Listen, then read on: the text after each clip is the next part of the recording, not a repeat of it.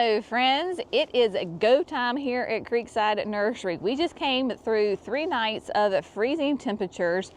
We have thousands of plants that have been covered up and protected. But today, the sun is trying to come out. The temperatures are coming up. So that means it is time to uncover all these sweet babies, get back into shipping, and we've got a huge project that we're getting ready to start on. I cannot wait to share all of this fun activity and hustle and bustle that's happening here at Creekside Nursery today.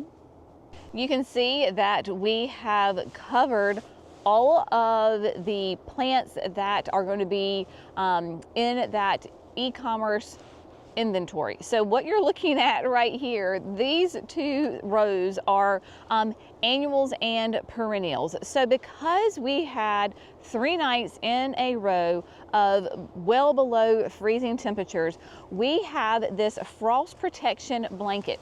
It is fabric, it is not plastic. You never want to cover your plants with plastic. It will actually cause the plants to melt, and it's not good. This is breathable, so you at home, obviously you probably may not have frost protection blanket, but if you do, that's great. But sheets, towels, burlap bags, those work great. So you can see that the entire row is covered in this long fabric. Now, because oftentimes when we have cold air that comes in, a lot of wind is associated with that. So we've got to secure the blankets. You simply just can't lay the blankets down on the plants because the wind comes, it's a big kite, and everybody gets blown away. So because we are a nursery, we've got plenty of pallets and bags available for us. And so this is that Daddy Pete, the soil enhancer, which is of course what we use as mulch and all those things. Nice and heavy, put those down, and then you can probably even see some of the stone that is leftover stone that we would use like for a retaining wall. So everything is covered. Like I said, to the left are going to be perennials, to the right are annuals. Now, keep in mind though, these are not just all annuals or any annuals. These annuals are annuals that can take the cooler temperatures. So what are those plants? Like your super bells, your super tunias, your super benas, osteos, nemesia, those kinds of things. This is not where we put the coleus and the basil and the grasses, the lantana. Those are nice and warm and safe in the heated greenhouse because we absolutely were having to run the heater rather, to keep the temperature up. So what we're going to do is we are gathering our team and we are going to get all of this removed because the temperatures, like I said, we're not going to hit freezing again for the foreseeable future, at least as far as the forecast goes. So we have got to get these plants uncovered so that our guys can get your orders picked and in the mail to you so that you can add them to your garden. It is go time here at Creekside for sure.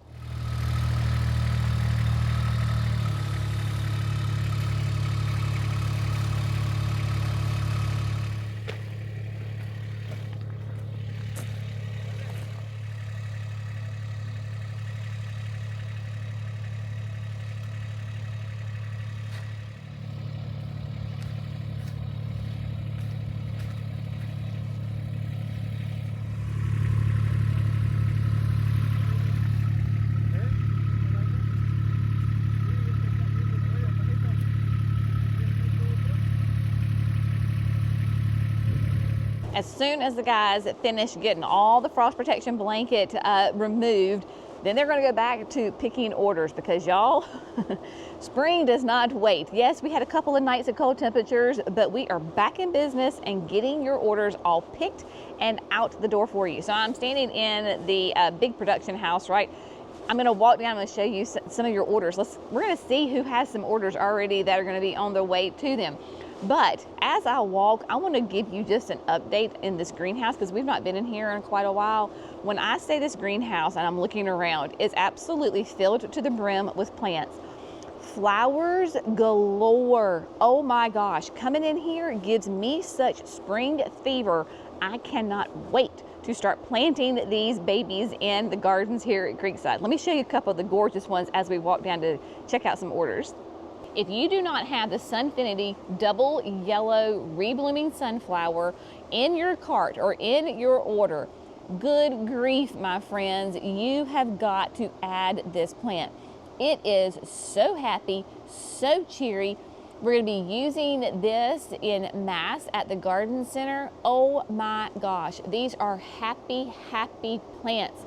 And then for my shade people, a great little tip, secret to success for beautiful shade, either containers, hanging baskets, or your dragon wing begonias. So we've got the white, the red, and the pink. So these are why these are Creekside champions, because these are gorgeous, vigorous, shade-loving, upright but yet cascading kind of all at the same time. This is when I have my beautiful front porch hanging baskets. This is what's in it. So in the past I've done red. This year I'm going to do white. Oh my gosh, I cannot wait to get those baskets planted. And then the Kuthia that is part of the Creekside Champions line, Hummingbird's Lunch. Now, we all love and adore Vermillionaire, right, from Proven Winners. So if you love Vermillionaire, then you're gonna love the Hummingbird's Lunch because you need both. So Hummingbird's Lunch is not going to be as upright. It's going to have a little bit more of a trailing habit. I'm trying to find some that are kind of trailing. So it goes up and then cascades over. Also, I want you to look at the colors on Hummingbird's Lunch. They're going to be more red with a little bit of pink hue to them, not orange like Vermillionaire.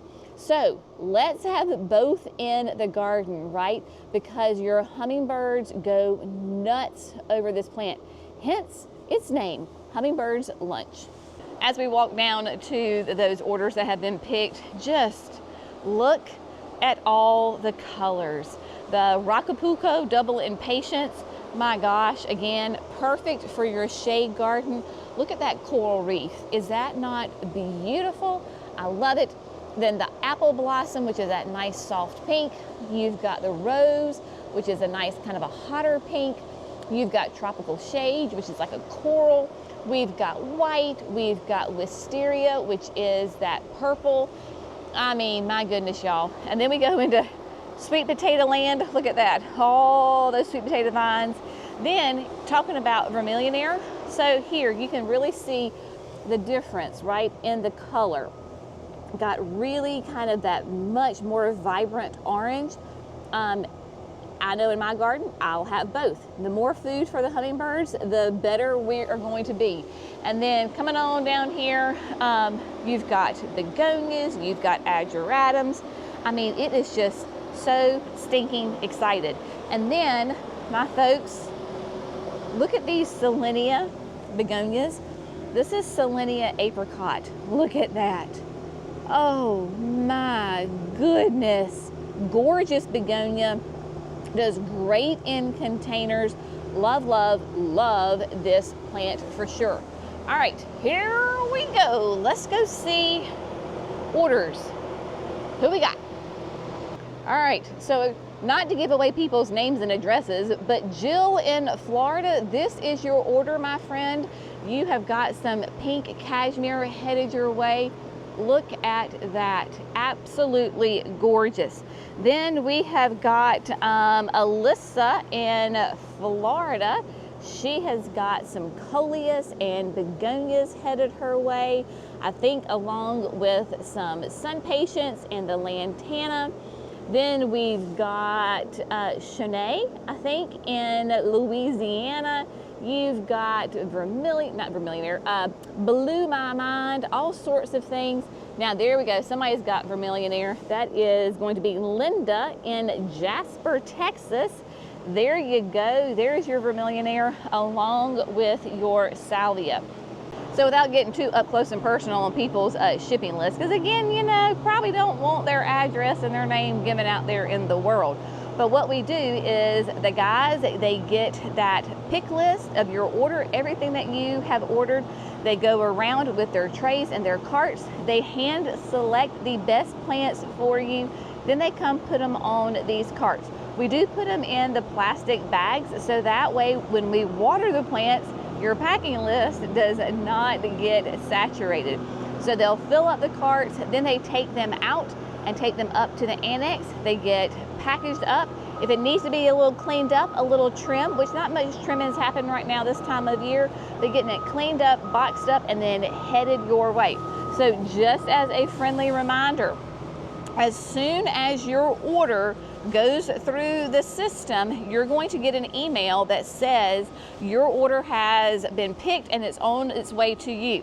So the orders get picked, boxed up, and then shipped within FedEx, because that's what we use. So you're going to get a FedEx tracking number, and I want you to pay attention to that tracking number, my friends, because when your sweet little plant babies arrive at your house, I need you to unbox them, take the plastic bag off, give them a little drink of water, and then go ahead and get them into the ground. Now, if you can't get them into the ground right away or into your containers or whatever you're going to put them in, don't fret, my pet. It is fine.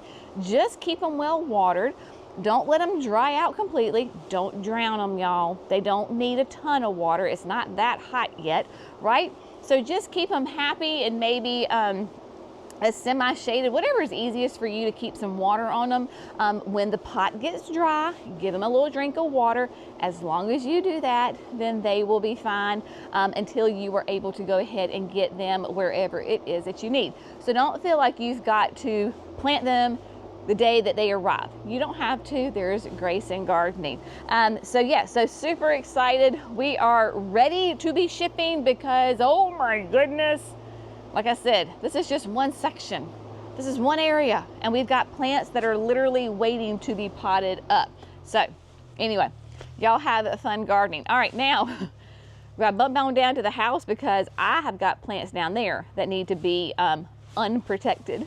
So just like it's time to remove the frost protection blankets from production, same thing here at the house. I had a few things that I had to cover, some hostas, my hydrangeas that bloomed on old growth, things like that that I wanted to protect that new foliage.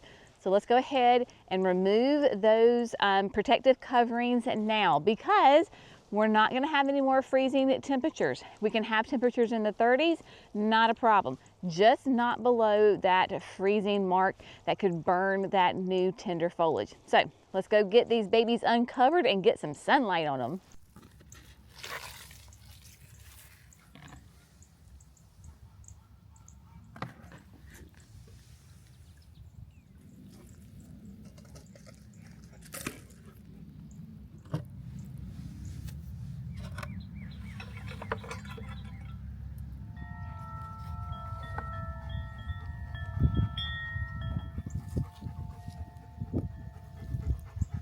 I'm happy to report that the plants all came out really, really well.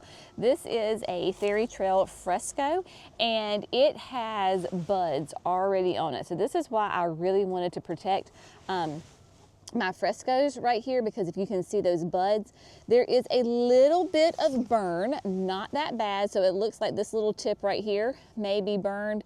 It's a little bit of a darker color, starting to shrivel up just a little bit, but I can really safely say that if I had not covered this at all, then the whole thing would be burned. So just to have a little bit, that's okay. I am not asking for perfection. I just want to see some of these gorgeous blooms. The tiny tough stuffs did really well. They look really nice because you can see how much they had already flushed out with tons of beautiful foliage. And then again, just trying to save these, you know, as much blooms as I can possibly have, then that's what I want to worry about. If you have been around us for any length of time, you know that there is always at least one project, usually more projects going on at one time. So we are about to begin another project. All of the supplies got delivered yesterday. So let's head on down to the retail greenhouse and let me explain and show you the delivery that came.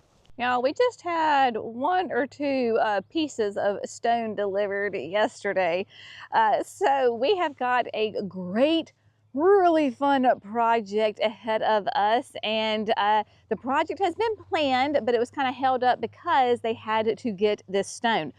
So this is all of the building material that we are going to need to complete this project. I'm going to show you the space here in just a minute. But of course, we love working with Site One. Brock is our fella that is the connected one that keeps us all supplied with everything that we need. So we have got pallets of wall stone. Let me show you. This is going to look very familiar to you if you're a faithful watcher of Creekside Nursery, because we've used this color and this block material quite a few times before. We love it. I know you're going to ask, so here you go. This is the Castle Manor wall grana in the Oxford color.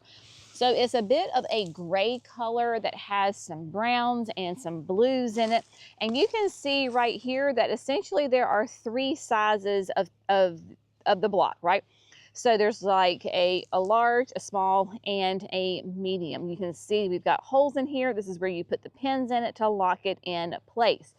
So we have got multiple pallets. I'm not even going to try to count how many pallets we have of this same wall block. We're going to build a small retaining wall around the flower bed in front of the retail greenhouse and the pergola. We already, of course, have that bed there. We're just going to make it a more formal space, a very defined space that we're going to have the most fun with, getting it all planted with an assortment of shrubs, perennials, and annuals in there. So it will always be fun and interesting. So this is the same wall block that we used in the signature garden and at the house on the patio. So these are the pallets that have all of the blocks to build the wall, right?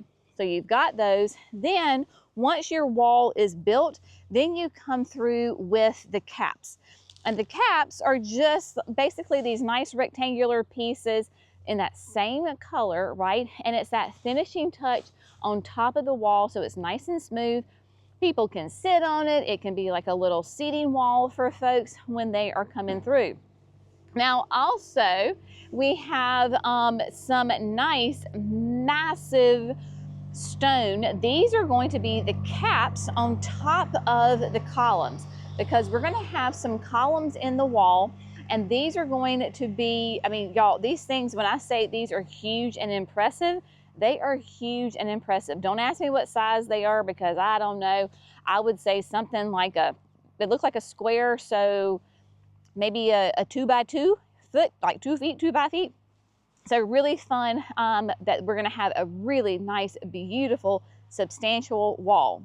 So we're going to walk over to the space so I can show you exactly where it is going to go. Now, you've met my husband. When he dreams of a project, he dreams big, hence the wall. So this is going to tie in the entire gardens here at the garden center quite well, because it is the same material, like I said, that is used in the signature garden. In fact, here in just a second, we'll bop over there so you can see what it looks like. But the space that it's going to go in is this flower bed, and I will tell you that it looks like the vast majority of the tulips went through those 3 nights of freezes really well. They're still really pretty. This is the space that we're talking about, my friends. So we're going to redesign this, because as you can probably see, the tire ruts in here, it doesn't matter how wide of a space you give truck drivers and some customers, I'm just saying, doesn't matter how much room you give them, bless their hearts, they're always going to find the flower bed. And as you can tell, this is more of a damp area because it is at the bottom of the hill. So if you can see where this pin with that yellow tape is, that's going to be one corner. So we're going to make this, it's basically going to be not a perfect rectangle, but a very close to a rectangle. So from the yellow to the right, we'll put nice big thick gravel in here so we can kind of get out of this muck and mud. So this will be the bottom corner of the wall. And then when you come all the way up the hill, we're going to lose some of this gravel. And then we have got the other yellow piece of tape right there. So that's going to be the other corner. So you can see basically, so from this yellow all the way down, we're going to lose some gravel and down there at the corner. So this will be the entire bed. It's going to be so much fun. Obviously, there is a lot of work ahead of us. Now, I can already hear some of y'all that know about retaining walls and moisture and water. Yes, we're going to have French drains both on the top side of the wall and then down here at the bottom. So any of that water moisture that we have problems with now, we're going to get rid of that. We're going to capture that water and then send it in an appropriate way so that we can eliminate any of the dampness. But this is just, again, a fun way to really make a big entrance pop. Let me show you like a perspective of it. That way, when you come in to the nursery, this bed will be very clearly defined. We're going to have urns on top of the columns. Of course, that will be planted and all be stunning and beautiful. We are going to do landscape lighting within the wall system. That way, when we do our Friday Night Lights events, if we have events at the garden center at night, it will all be lit up and just absolutely beautiful. So let me show you what the wall looks like at the signature garden, so that way you can kind of start to get an idea and envision what this will be. All right, so this is the exact same stone that we're going to be using over there in the front of the pergola and the greenhouse.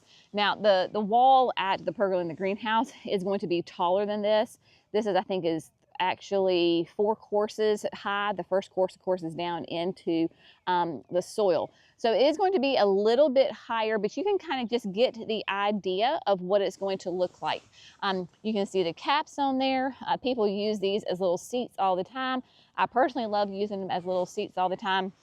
So we will have all of the stonework from the signature garden and then all the way over there in front of the pergola will all coordinate and go together quite nicely. Now that we have these 3 nights of freezes behind us, let me show you what I would be planting exactly right now. And as a little side note, the plants for the garden center, the annuals for the garden center and the house, they are arriving tomorrow. So trust me, I'm gonna be practicing what I preach, because these are the exact plants I'm putting out into the garden, because they can handle cooler temperatures down in the 30s, and you're, quote, safe to go ahead and plant these now. They're so pretty. All right, my friends, this greenhouse is bursting with color. I wish there were smell-o-vision so that you could smell, because as soon as you open the door, the fragrance is delicious. Okay, so what would I plant? What am I going to be planting right now in this very early spring garden? First of all, like your Bidens, this is Campfire Flame, is going to be a great one to add to the garden. I'm trying to get over here to Marshmallow, which is the white one, because all of your Bidens, they are huge pollinator attractors. Even though this greenhouse is closed, these little guys still find their way in. And so these are great plants to support your pollinators, especially early on. Again, y'all, I wish you could smell them. They smell so good. We'll do great in containers, the landscape, you name it, it will be great. Then we've got Goldilocks Rocks. She is getting ready to bloom. She too is a Biden, but it is a much more of a big, huge, like a double bloom on it. Obviously, it's not blooming right now. Has more of a cascading habit. And then the osteos. This is what I'm so excited about. I love these plants. So you have got like the Bright Lights purple. So the Bright Lights is kind of the series. So you've got the purple, which is this beautiful, rich color. Y'all, these plants can take cool temperatures, but I want you to see, I love doing this combo. So do the purple with the pink. Oh my heavens. I did a container a couple years ago and mixed just these two. That's all I put in a container, and it was unbelievably gorgeous. So you've got that. So any of the Bright Lights will work. You've got Horizon Sunset. It's a little bit of a later bloomer, but you get like pinks and purples and oranges on there. It's got buds, but they're not blooming yet. And then probably by far the most popular one is the Double Moon Glow. It is a beautiful, soft, buttery yellow, but it is a double bloom. People love this and gobble it up. But these absolutely can go in the landscape, in containers. They can take those cool temperatures, as can any and all of your super petunias, your super bells. We've got super bells over here. If you like those nice hot colors, this is the double redstone. Look at this, y'all. Is that not a cutie patootie right there? Super bells, you're really going to want to put in containers if you have clay soil like I do. And then you have got the double smitten pink. Look at that. Oh my goodness. So I am going to be planting the hay racks by the parking lot in just a little bit. Now I know they're not annuals, but of course, any of your perennials, go ahead and add them. Like this is a beautiful combination of that Southern Comfort Euchera and your Spider's Web Fatsia. Perfect for the shade garden. Of course, throw in some hellebores, Lenten roses for some pops of color. Another great one, this is what I'm going to be adding to the hay racks as well, is the Sweet Alyssums. This is Violet Night, which is that beautiful purple. So I've got quite a few of the different Sweet Alyssums coming that we will be adding to the garden center. I mean, not to the garden center, to the hay racks. You can go ahead and do your euphorbias, your lamian. This is a great, we sell it as an annual, but it will be a perennial. So this is a great trailer, sun or shade. Beautiful accent plant. And then y'all, the vermillionaire, we talked about it up at production, but you need to add this ASAP to your garden. Because I don't know if you've heard that the hummingbird migration, they're about 2 to 3 weeks ahead of schedule. So let's get out the feeders, let's get out the plants, so those little hummers will have lots of food available to them as they are traveling through and hopefully staying in your garden. So there are tons of different plants that we can go ahead and be adding right now to the garden. Another one that I love, is going to go into the hay racks as well. I have so much fun with these hay racks, is the Aromanth Nemesia, right? So this is Aromanth Mulberry Nemesia. Y'all, again, beautiful fragrance, hence this name, Aromanth. Take those cool temperatures and will last even through the heat and the humidity of our southern summers. So love this. Same one that I added to the pot in the Michael Carr with the mini hostas. I left it out all 3 days in those freezing temps, did not cover. She's rocking it. She's doing great.